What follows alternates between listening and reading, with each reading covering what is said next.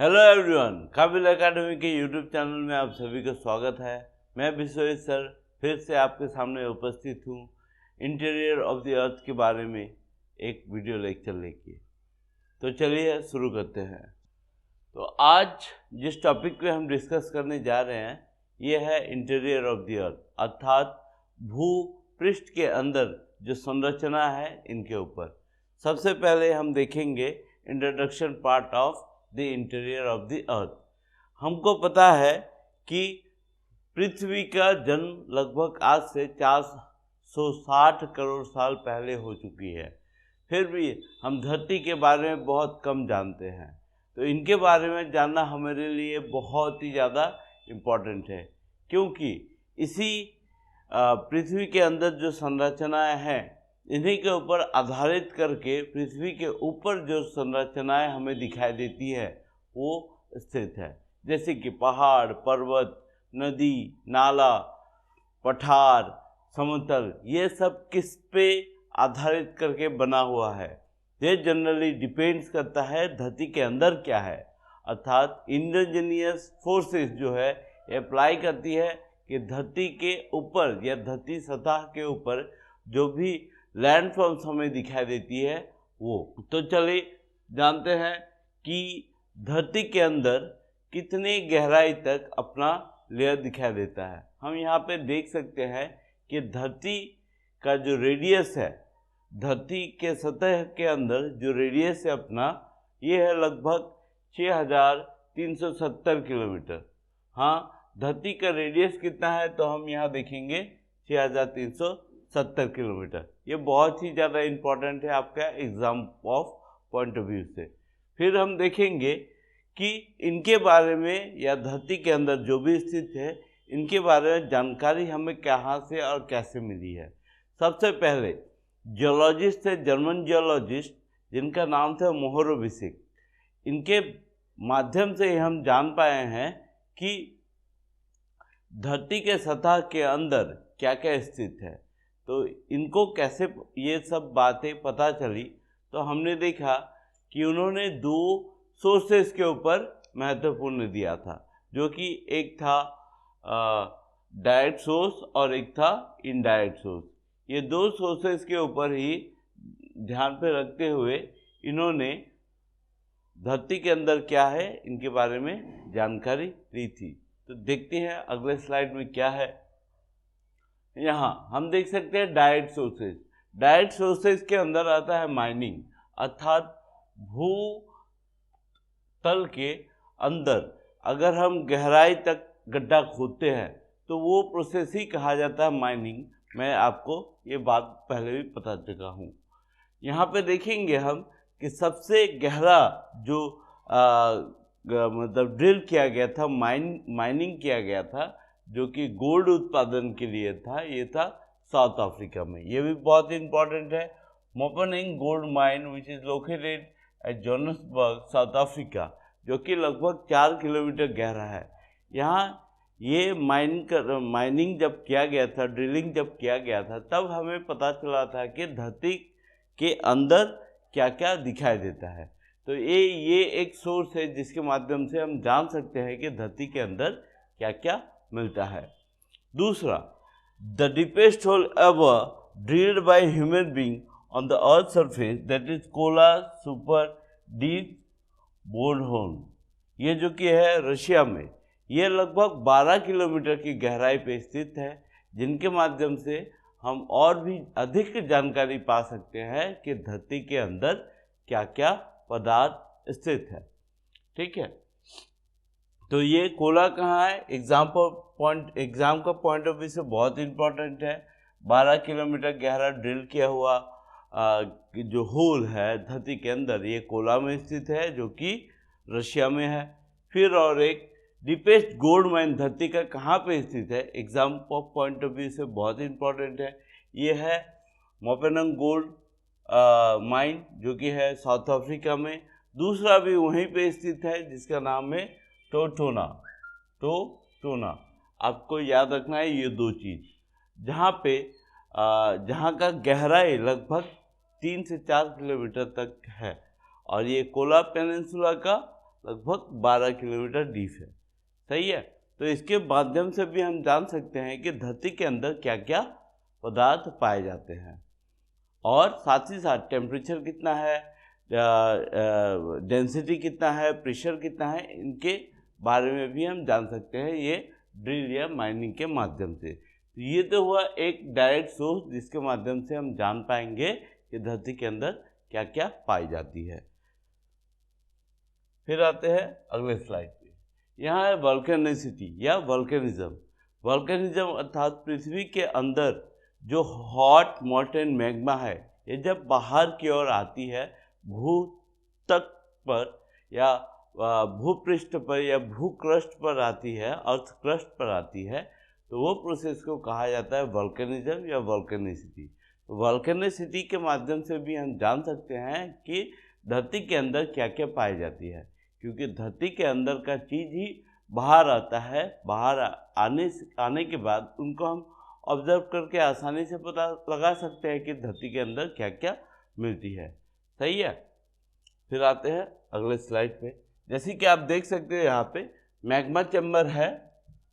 Magma chamber से जो भी पदार्थें आती है वेंट या क्रेटर के माध्यम से, उसके बाद जो बाहर यहाँ से निकल आता है, फिर यहाँ पे जो जो चीज़ आएगा, ये तो धरती के अंदर वाला ही पार्ट आएगा ना, तो यहाँ पे जो चीज़ आएगा इसके बारे में ऑब्जर्वेशन कर लेंगे और पता कर लेंगे हम कि धरती के अंदर क्या क्या पाया जाता है। सही है। फिर आते हैं अगले स्लाइड पे। अगले स्लाइड में है सिस्मिक वेव्स के बारे में। सिस्मिक वेव्स अर्थात धरती के अंदर पे जो जो वेव्स का निर्माण होता है, क्रिएशन होता है, इसके माध्यम से भी हम जान पाएंगे कि धरती के अंदर क्या क्या पाया जाता है।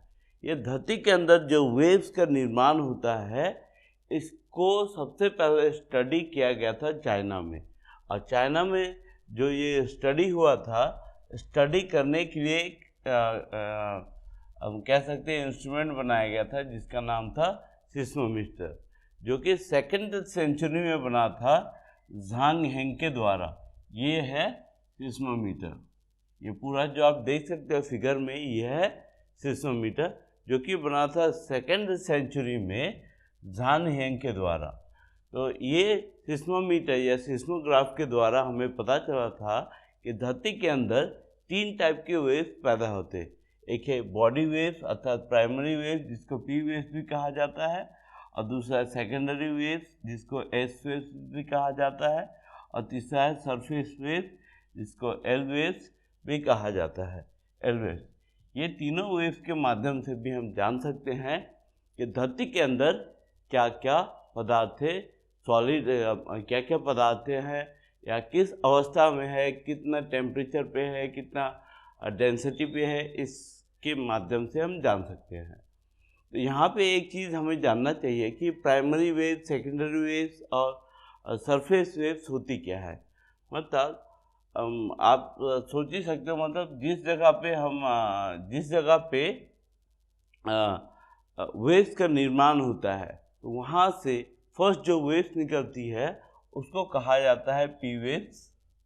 उसके बाद इसका स्पीड में अगर चेंजेस आती है तो उसको एस वेव्स, ठीक है। उसके बाद भूपृष्ठ अर्थात अर्थ क्रस्ट तक जो वेव बहुत ही कम गति से पहुंचती है, उसको कहते हैं हम एल वेव्स या सरफेस वेव्स। सही है।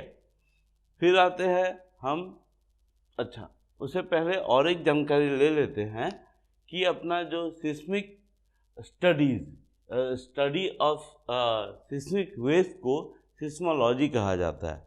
क्या? सिस्मोलॉजी। ये भी बहुत बार एग्जाम में पूछा गया है कि अर्थक्वेक में होने वाली जो वेव्स होते हैं उनको क्या कहते हैं, उनको कहा जाता है सिस्मिक वेव्स। ये याद रखेंगे, सिस्मिक वेव्स। और study of seismic waves is known as seismology. ये भी एग्जाम पॉइंट ऑफ व्यू से बहुत ही ज़्यादा इम्पोर्टेंट है। और भी एक चीज़ हमें जानना चाहिए कि पी वेव्स जो है सॉलिड, लिक्विड और गैसियस तीनों स्टेट ऑफ मैटर से गुजर सकती है, और पी वेव्स का स्पीड बहुत ही अधिक होती है। उससे कम होती है एस वेव्स, जो कि केवल सॉलिड स्टेट के माध्यम से ही गुजर सकती है, और सरफेस वेव्स का भी यही है, केवल सॉलिड चीज़ों के बेस पे ही पास हो सकती है। ठीक है, आते हैं अगले स्लाइड पे। यहाँ देखते हैं फिर इनडायरेक्ट सोर्सेज के ऊपर। इनडायरेक्ट सोर्सेज देखिए, जो कि टेम्परेचर बेस होता है, टेम्परेचर कितना है उसके माध्यम से जान सकते हैं, प्रेशर कितना है उसके माध्यम से जान सकते हैं। अब मीटियोर्स अर्थात पृथ्वी के बाहर जो पदार्थ है, पृथ्वी के क्रस्ट पे अगर वो आके गिरती है तो हम उनका स्टडी करके भी जान सकते हैं कि पृथ्वी के अंदर क्या है क्या नहीं है, क्योंकि हमें पता है जितने भी एस्टेरॉयड्स और प्लैनेटॉइड्स होते हैं लगभग एक ही तरह के पार्टिकल से बने हुए हैं। तो बाहरी कोई भी चीज़ अगर धरती पर गिरती है तो उसका जानकारी लेके भी हम आसानी से कह सकते हैं कि हाँ, धरती के अंदर भी ये पदार्थें हो सकती है। होप आपको ये बात समझ में आ रही होगी। फिर ये अपना ग्रेविटेशन फोर्स। ग्रेविटेशन हर जगह तो सेम नहीं होती है, अलग अलग होती है। क्यों होती है? क्योंकि धरती के अंदर जो भी पदार्थ है इनका डेंसिटी अलग है, टेम्परेचर अलग है, ये सब उसी के ऊपर ही डिपेंड करता है ग्रेविटी। तो ग्रेविटेशनल फोर्स के माध्यम से भी हम जान सकते हैं कि धरती के अंदर क्या क्या पाया जाता है। फिर आते हैं अगले स्लाइड पे। अब आते हैं हम structure of the earth interior के ऊपर। अर्थ इंटीरियर, अर्थ का इंटीरियर को 3 भागों में बांटा गया है। एक है क्रस्ट, एक है मेंटल और एक है कोर। इनका अलग अलग नाम है। तो पहले हम शुरू करते हैं क्रस्ट को लेके। क्रस्ट का दूसरा नाम लिथोस्फीयर भी है। क्यों? क्योंकि इसका जो स्ट्रक्चर है हार्ड है और क्रस्ट ही एक तरफ से प्लेट्स को दर्शाता है जिसके ऊपर ये पूरी धरती का जो ऊपरी हिस्सा है ये फ्लोट करता है। प्लेट्स क्रस्ट का 2 डिवीजन है, एक है अपर क्रस्ट और एक है लोअर क्रस्ट। ये हम याद रखेंगे। ठीक है, आते हैं। ये नॉर्मली 80 से 40 किलोमीटर का थिकनेस होता है। इसका मोटाई लगभग 8 से 40 किलोमीटर तक की गहराई पे हमें अर्थ क्रस्ट देखने को मिलेगा। सही है। ये पूरा अर्थ का 1% से भी कम ये जगह को लेके रखा है। अर्थ का लगभग 1% से भी कम है अपना क्रस्ट, 1% से भी कम है। ठीक है, तो इसका हम 2 डिवीजन देखते हैं। एक होता है अपर क्रस्ट और एक होता है लोअर क्रस्ट। अपर क्रस्ट को हम कॉन्टिनेंटल क्रस्ट भी कहते हैं और लोअर क्रस्ट को हम ओशनिक क्रस्ट भी कहते हैं। अपर क्रस्ट को कॉन्टिनेंटल क्रस्ट और लोअर क्रस्ट को ओशनिक क्रस्ट भी कहते हैं। ये जो अपर क्रस्ट होता है ये जनरली अपना 80 किलोमीटर तक की गहराई पे हो सकता है ऑन एवरेज, और ये लोअर क्रस्ट होता है ये 5 किलोमीटर तक की गहराई पे हो सकता है। ठीक है, तो अब देखते हैं अपर क्रस्ट। अपर क्रस्ट का दूसरा नाम सियाल है। अपर क्रस्ट का दूसरा नाम सियाल है। सियाल अर्थात सिलिकॉन एंड एल्यूमिनियम। और लोअर क्रस्ट अर्थात सीमा मतलब सिलिकॉन एंड मैग्नीशियम वाला लेयर। सही है। तो सियाल का जो हम कह सकते हैं, सियाल पे हर 32 मीटर की गहराई में 1 डिग्री सेल्सियस तापमात्रा बढ़ जाती है। हर 32 किलोमीटर की गहराई पे 32 मीटर की गहराई पे 1 डिग्री सेल्सियस टेम्परेचर बढ़ जाती है। और सीमा में वैसे करके बढ़ते रहती है। आप कह सकते हो पूरा ही यहाँ अपर क्रस्ट और लोअर क्रस्ट में 32 मीटर की गहराई पे 1 डिग्री सेल्सियस टेम्परेचर बढ़ती है। सही है। अब आते हैं डेंसिटी के ऊपर। अगर डेंसिटी का बात किया जाए तो ये भी एग्जाम में बहुत बार पूछा गया है कि क्रस्ट का एवरेज डेंसिटी कितना है। क्रस्ट का एवरेज डेंसिटी कितना है, तो आप आसानी से कह सकते हो 3 ग्राम पर क्यूबिक सेंटीमीटर, 3 ग्राम पर क्यूबिक सेंटीमीटर। सही है।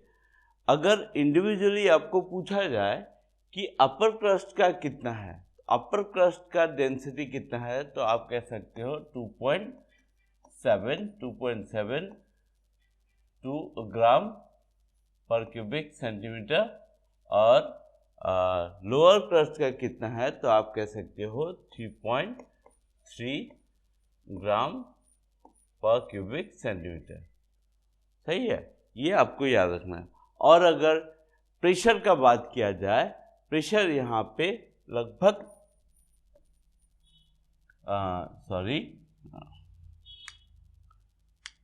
प्रेशर यहाँ पे 100 गीगा पास्कल तक हो सकता है, 100 गीगा पास्कल तक हो सकता है। और रहा बात डेप्थ का मैं बता चुका हूँ, 80 किलोमीटर गहराई तक हो सकती है अपनी कॉन्टिनेंटल एरिया। और लोअर क्रस्ट हो सकता है 5 किलोमीटर तक की गहराई पे। सही है। अब देखते हैं कि अपर क्रस्ट और लोअर क्रस्ट के बीच में जो डिसकंटिन्यूटी लाइन है, इस लाइन को क्या कहा जाता है, ये भी एग्जाम पर पॉइंट ऑफ व्यू से बहुत इम्पोर्टेंट है। तो ये दोनों के बीच में जो डिसकंटिन्यूटी है या विभेद रेखा है, इसको कहा जाता है कॉन्ड्राड डिसकंटिन्यूटी। क्या कहा जाता है? कॉन्ड्राड डिसकंटिन्यूटी। कौन सा डिसकंटिन्यूटी? कॉन्ड्राड डिसकंटिन्यूटी। होप आपको क्रस्ट समझ में आ गया होगा। अब आते हैं अगले स्लाइड पे। यहाँ देख रहे हैं हम मेंटल अर्थात गुरुमंडल। इसका भी 2 डिवीजन है, एक अपर मेंटल है और एक लोअर मेंटल है। मेंटल को पहले देख लेते हैं क्या। ये मेंटल, इसकी गहराई लगभग हम कह सकते हैं 2900 किलोमीटर तक है। 2900 किलोमीटर तक धरती के अंदर जो स्तर है, जो लेयर है, इसका नाम है अपना मेंटल। ठीक है। ये लगभग यहाँ पे ये लगभग 27% ऑक्यूपाई कर रखा है धरती के सतह, धरती के अंदर। सही है। और यहाँ पे हम देख सकते हैं कि जो डेंसिटी है पत्थरों का, ये है 3.3 से लेकर 5.4 ग्राम पर क्यूबिक सेंटीमीटर तक। ठीक। ये पार्ट क्योंकि थोड़ा सा लचीला है, इसलिए यहाँ पे तो हम देख सकते हैं इस लेयर पे एक लेयर, अलग सा एक लेयर जिसका नाम दिया गया है एस्थेनोस्फीयर। कौन सा स्फीयर? एस्थेनोस्फीयर, जिसके ऊपर अपना क्रस्ट फ्लोट करता है एस्थेनोस्फीयर पे। ये एस्थेनोस्फीयर लगभग 100 से 200 किलोमीटर तक की गहराई पे पाया जाता है। सही है, एस्थेनोस्फीयर। ठीक है। अब आते हैं एस्थेनोस्फीयर की इम्पोर्टेंस क्या है अपने धरती के सतह पे। पहला तो बात बताया मैं, एस्थेनोस्फीयर एक लचीला स्तर है जिसके ऊपर अपना क्रस्ट फ्लोट करता है। ये एस्थेनोस्फीयर में ही रहता है मैग्मा, या इसको हम कह सकते हैं मैग्मा का चैम्बर, जहाँ से वॉल्केनिज्म का उत्पन्न होता है, वॉल्केनिज्म होता है। और यहीं से अपने को मिलता है लावा, जो धरती के ऊपर आके धरती पे नया नया स्तर हमें या नया नया लैंडफॉर्म्स हमें बना के देता है। सही है। अब आते हैं, जैसे कि हमने पहले कहा था कि ये जो मेंटल है, मेंटल का 2 डिवीजन है, एक अपर मेंटल और एक लोअर मेंटल। अपर मेंटल धरती के अंदर 70 से लेकर 700 किलोमीटर गहराई तक फैला हुआ है। कितना? 70 से लेकर 700 किलोमीटर तक फैला हुआ है। ये अपर मेंटल और लोअर क्रस्ट के बीच में जो रेखा हम यहाँ पे देख पा रहे हैं इसका नाम है मोहोरोविसिक डिसकंटिन्यूटी। ये भी बहुत बार एग्जाम में पूछा गया है। ये प्रश्न इस तरह से भी होती है कि मेंटल और क्रस्ट को अलग करने वाली डिसकंटिन्यूटी की नाम क्या है, तो हम कहेंगे मोहो डिसकंटिन्यूटी या मोहोरोविसिक डिसकंटिन्यूटी। सही है। फिर आते हैं अपर मेंटल और लोअर मेंटल के बीच में जो डिफरेंसेस है, डिफरेंस वाला लाइन है, इसको कहा जाता है रेपिटेड डिसकंटिन्यूटी। ये अलग क्यों है? क्योंकि अपर मेंटल का जो डेंसिटी है वो लोअर मेंटल से कम है। इसका डेंसिटी हम कहेंगे 3.5 to 5.5 ग्राम पर क्यूबिक सेंटीमीटर तक है, और इसका मतलब लोअर मेंटल का 5.5 to आप कह सकते हो 9 ग्राम पर क्यूबिक सेंटीमीटर तक आता है। ठीक है। हाँ ठीक। अब यहाँ का टेम्परेचर इस अपर मेंटल और लोअर मेंटल पे थोड़ा ज़्यादा हो जाता है, मतलब प्रेशर और टेम्परेचर दोनों ही बढ़ता है। प्रेशर और टेम्परेचर को लेके हम आगे डिस्कस करेंगे। मेंटल पे पाए जाने वाली पदार्थों के ऊपर डिपेंड करके भी इसका दो डिवीजन होता है। एक है क्रोफेसीमा, क्रोफेसीमा जो कि अपर मेंटल में मिलती है, और नीचे में मतलब लोअर मेंटल में निफेसीमा। तो निफेसीमा वाला लेयर कौन सा है? Lower mental. और क्रोफेसीमा वाला लेयर कौन सा है? Upper mantle. क्रोफेसीमा का मतलब क्या है? क्रोमियम, क्रोमियम मतलब क्रोमियम, फेरम मतलब आयरन, और सीमा मतलब सिलिकॉन, फॉर मैग्नीशियम। निफेसीमा मतलब निकेल, एफी मतलब फेरम, फेरम मतलब लोहा, सीमा मतलब तो बताइए। ठीक है। तो फिर ये दोनों के बीच में मतलब क्रोफेसीमा और निफेसीमा के बीच में जो डिसकंटिन्यूटी लाइन है इसको रेपिटेड डिसकंटिन्यूटी कहते हैं। आपको ये भी याद रखना है। फिर आते हैं अगले लेयर पे। अगला जो लेयर है इसका नाम कोर है। कोर अर्थात केंद्रमंडल या सेंट्रोस्फियर या कह सकते हैं बैरिस्फियर। कोर, केंद्रमंडल, बैरिस्फियर, सेंट्रोस्फियर। ये कोर सबसे गहरा स्तर है पृथ्वी का। इसको हम कह सकते हैं, इसका डिवीजन भी दो है, एक है इनर कोर और एक आउटर कोर। ये इनर कोर वाला हिस्सा और एक आउटर कोर वाला हिस्सा। इससे पहले कि हम आउटर कोर और इनर कोर का डिसकंटिन्यूटी बताएं, हम यहाँ देख लेते हैं कि आउटर कोर और इनर कोर के बीच में जो डिसकंटिन्यूटी है इसका नाम क्या है? Lehman discontinuity. और लोअर मेंटल और आउटर कोर के बीच में पाई जाने वाली जो डिसकंटिन्यूटी है इसका नाम है गुटेनबर्ग डिसकंटिन्यूटी। ये सब आपके एग्जाम पॉइंट ऑफ व्यू से बहुत ही ज़्यादा इम्पॉर्टेंट है, आप याद रखिएगा। आते हैं हम अब कोर पे। ठीक। कोर लगभग धरती का 84% जगह को ऑक्यूपाई करके रखा है, 84% एरिया को। इसका जो डेंसिटी है लगभग 9.5% से लेकर 9.5 से लेकर 14.5 ग्राम पर क्यूबिक सेंटीमीटर है। अगर हम आउटर कोर का बात करें तो आउटर कोर ये जाता है 9 to 12 ग्राम पर क्यूबिक सेंटीमीटर, और जो इनर कोर है ये 12 से लेकर 14 ग्राम पर क्यूबिक सेंटीमीटर तक जाता है। सही है, ये भी आपको याद रखना है। और भी एक बात है कि यहाँ का टेम्परेचर का अगर हम बात करें तो टेम्परेचर यहाँ पे लगभग 6000 डिग्री सेल्सियस तक चला जाता है, जो कि सूर्य का जो बाहर आउटर फेस जो होता है उसका टेम्परेचर का बराबर है। ठीक है, जैसे कि मान लो आप ये सन है, सन का जो बाहर वाला जो लेयर है ना, ये बाहर वाला लेयर का जितना टेम्परेचर है 6000 डिग्री सेल्सियस, सेम टेम्परेचर हमको यहाँ भी देखने को मिलेगा इनर कोर में।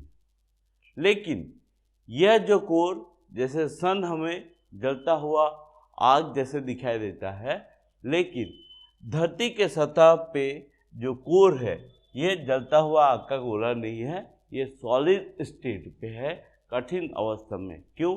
क्योंकि यहाँ का प्रेशर, इस जगह पे जो डेंसिटी है, प्रेशर है, बहुत ही ज़्यादा हाई है, इसलिए ये सॉलिड स्टेट में है। कौन सा स्टेट में? सॉलिड स्टेट में। आपको ये भी याद रखना है। ठीक है, हम ये याद रखेंगे। आशा करता हूँ आपको समझ में आ ही रहा होगा। फिर आते हैं अगले चरण में। अब आते हैं धरती के अंदर का टेम्परेचर, प्रेशर और डेंसिटी के बारे में जानकारी लेने का समय। सबसे पहले जानेंगे टेम्परेचर के बारे में। टेम्परेचर, पृथ्वी के अंदर जितना भी जाए टेम्परेचर बढ़ेगा, ये बात क्लियर कर लीजिए आप। ये टेम्परेचर किस रेट पे बढ़ता है? ये जनरली 1 डिग्री सेल्सियस टेम्परेचर हर 32 मीटर की गहराई पे बढ़ता है। ये बहुत बार एग्जाम में पूछा गया है, ये बात आप दिमाग में बैठा के रखिए। लेकिन हर जगह टेम्परेचर समान रूप से बढ़ता नहीं है, हर रूप से बढ़ता नहीं है। जैसे कि हर 100 किलोमीटर की गहराई तक, मतलब 100 किलोमीटर गहराई तक हमें 12 डिग्री सेल्सियस पर किलोमीटर टेम्परेचर बढ़ेगा। ठीक है, 100 किलोमीटर तक की गहराई पे 12 डिग्री सेल्सियस पर किलोमीटर पे बढ़ेगा। फिर 100 से फिर जो 300 किलोमीटर तक की गहराई है, यहाँ हर किलोमीटर पे 20 डिग्री सेल्सियस टेम्परेचर बढ़ेगा। और फर्दर थोड़ा सा कम बढ़ेगा, मतलब 300 के बाद वाला लेयर पे अगर हम जाए, गहराई पे जाए, तो हर किलोमीटर पे 10 डिग्री सेल्सियस टेम्परेचर बढ़ेगा। सही है, आपको ये बात जानना है। फिर अब यहाँ पे देख ही सकते हैं, यहाँ पे हम देख सकते हैं ग्राफ पे कि पहला जो स्तर है, ये मेंटल, ये वाला इस लेयर को ले लेते हैं तो ये कहलाएगा अपना क्रस्ट। क्रस्ट पे हम देखेंगे जो गहराई है लगभग 200 का, यहाँ पे हम देखेंगे कि यहाँ पे टेम्परेचर जो बनता है लगभग 200 डिग्री सेल्सियस तक, 200 डिग्री सेल्सियस तक क्रस्ट का टेम्परेचर लगभग 200 डिग्री सेल्सियस तक रहेगा। अब मेंटल के अगर 2 डिवीजन किया जाए तो पहला जो आउटर कोर वाला है, यहाँ पे 1500 डिग्री सेल्सियस और नीचे यहाँ पे 3000 डिग्री सेल्सियस तक का टेम्परेचर रहता है। और आउटर कोर की अगर बात करें तो आउटर कोर जो कि 5400 किलोमीटर की गहराई पे स्थित है, यहाँ पे अपने को देखने को मिलेगा लगभग 4500 डिग्री सेल्सियस तक का टेम्परेचर। और फिर यहाँ से कोर तक हमें 6000 डिग्री सेल्सियस तक मिलेगा, जिसका गहराई हम कह सकते हैं 6500 किलोमीटर तक स्थित है। सही है, आप इसको याद कर लीजिएगा, ये भी एग्जाम पॉइंट ऑफ व्यू से बहुत ज़्यादा इम्पॉर्टेंट है। फिर आते हैं अगले लेयर पे, ये है प्रेशर। जैसे कि हमने पहले भी कहा था कि धरती के अंदर जितना जाया जा सकता है प्रेशर भी उतना बढ़ेगा, क्योंकि जो मैटर है उसका हार्डनेस भी बढ़ता रहता है, उसका डेंसिटी भी बढ़ता रहता है। तो उसी के आधार पे हम कह सकते हैं कि प्रेशर भी अपना बढ़ेगा। जैसे कि पहला जो क्रस्ट है, क्रस्ट पे ज़्यादा प्रेशर नहीं होता, क्रस्ट पे मैक्सिमम हम देख सकते हैं इसका जाता है अपना। अब देखते हैं कि धरती के अंदर का प्रेशर कितना है। ये प्रेशर की बात अगर हम करें, प्रेशर भी बढ़ते रहता है, इसका कोई रेट नहीं है, ठीक। लेकिन हम कह सकते हैं कि क्रस्ट पे इसका जो प्रेशर होता है ये लगभग 20 से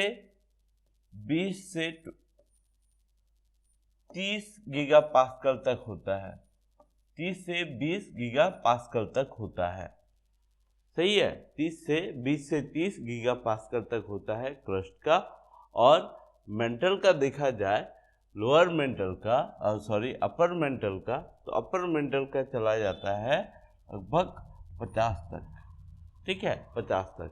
और लोअर मेंटल का बात करें तो लोअर मेंटल का चला जाता है 150 तक और 150 गीगा पास्कल तक। और आउटर मेंटल का कहे तो हम कह सकते हैं 300 गीगा पास्कल तक। और इनर कोर का कहे तो लगभग 400 गीगा पास्कल तक। हमें ये याद रखना है, सही है। फिर आते हैं अगले स्लाइड पे। यहाँ देख सकते हैं डेंसिटी बहुत इंपॉर्टेंट है, एग्जाम में बहुत बार पूछा जाता है। पहले भी मैं डेंसिटी के बारे में बता चुका हूँ, फिर भी आप यहाँ पे देख सकते हैं। जैसे क्रस्ट का 2.2 से लेकर 2.9, अपर मेंटल का अब 3.4 to 4.4, हाँ 4.5 to 5.6 लोअर मेंटल का, आउटर कोर का 9.9 to 12.2 और इनर कोर का 12.8 to 13.1। आपको ये एवरेज अगर आप याद रखेंगे तो क्लियर है, इसमें कोई दुविधा नहीं आने वाली, ठीक है। तो मैक्सिमम जो जाता है आप यहाँ ये याद रख सकते हो 14.5 ग्राम पर क्यूबिक सेंटीमीटर तक है, सही है।